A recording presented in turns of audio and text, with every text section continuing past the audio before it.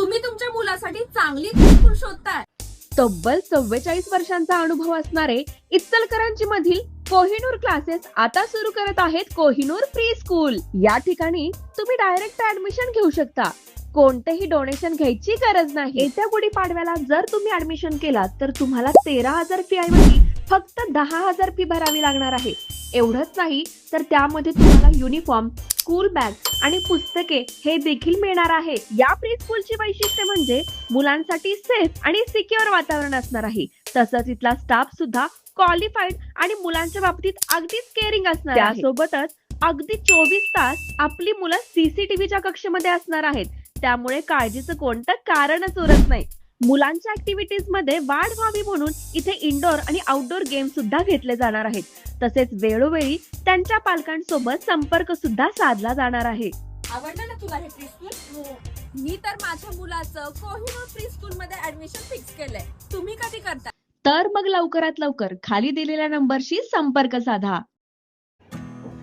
नमस्कार, मी Saddam Hussain Mulla, SM network प्रस्तुत Ichalkaranji news time मध्ये आपले सहर्ष स्वागत आहे. पाहूया आजच्या ठळक घडामोडी. पंच व त्यांचे साथीदार यांनी आमच्या कुटुंबाला वाळीत टाकले असून यांच्यावर जात पंचायत बहिष्कार अंतर्गत कारवाई करून गुन्हा दाखल करा. भीमशक्ती सामाजिक संघटना कोल्हापूर जिल्हाध्यक्ष सुनील जावळे यांची पोलीस अधीक्षक यांच्याकडे निवेदनाद्वारे मागणी. पंच आणि त्यांच्या साथीदारांकडून कुटुंबाला सामाजिक बहिष्कार टाकण्यात आल्याची धक्कादायक घटना समोर आली आहे. मिळालेल्या माहितीनुसार संबंधित पंच आणि त्यांच्या सहकाऱ्यांनी बेकायदेशीर जात पंचायत चालवत कुटुंबावर अन्यायकारक निर्णय लादत त्यांना वाळीत टाकल्याचा आरोप करण्यात आला आहे. या प्रकारामुळे संबंधित कुटुंब सामाजिक, मानसिक आणि आर्थिक अडचणीत सापडले आहे. सदर निवेदनात असे म्हटले आहे की सुनील जावळेच्या कुटुंबाला कोणत्याही कार्यक्रमात, दुःखाचा असो किंवा सुखाचा असो, कोणीही त्यांच्यासोबत बोलायचे नाही. तरी दिनांक 2 मे 2026 रोजी सुनील जावळे यांची चुलत बहीण अचानक निधन पावली.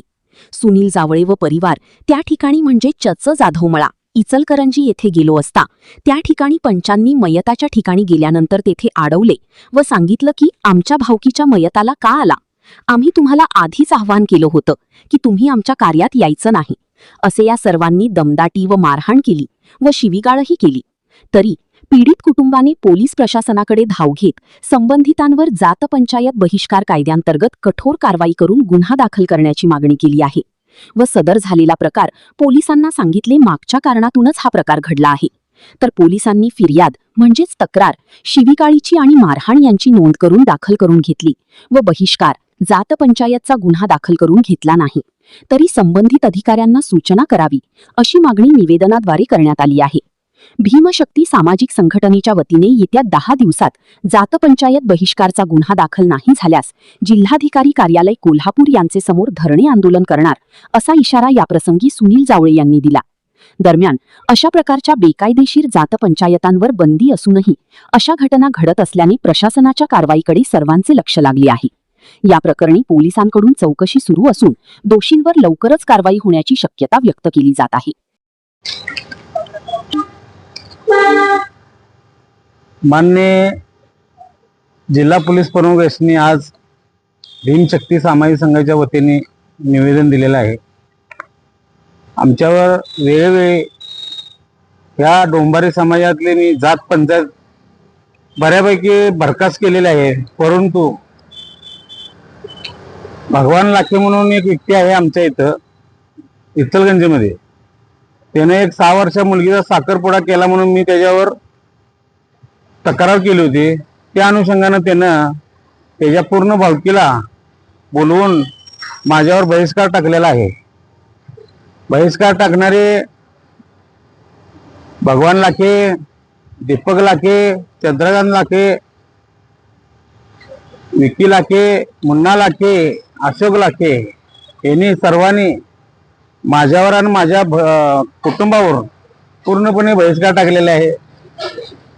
मैताला सगळं गेलं तर आम्हाला त्या मैताला घेतलं नाही आणि आमच्यावर 100 ते 125 लोकांनी हल्ला करून आमच्यावर हल्ला करून शिवीगाळी करून आम्हाला तिथनं तुम्हाला बहिष्कार केले म्हणून आम्हाला तिथनं काढून हाकलून लावून दिले. म्हणून आपण माननीय जिल्हा पोलीस प्रमुखांकडे दाद मागितली आहे. येत्या 10 दिवसात जर रितसरी त्यांच्यावर गुन्हा नाही दाखल झाला बहिष्कारचा, तर आम्ही माननीय कलेक्टर साहेब यांच्या दारी धरणे आंदोलन बसणार आहे संघटनेमार्फत.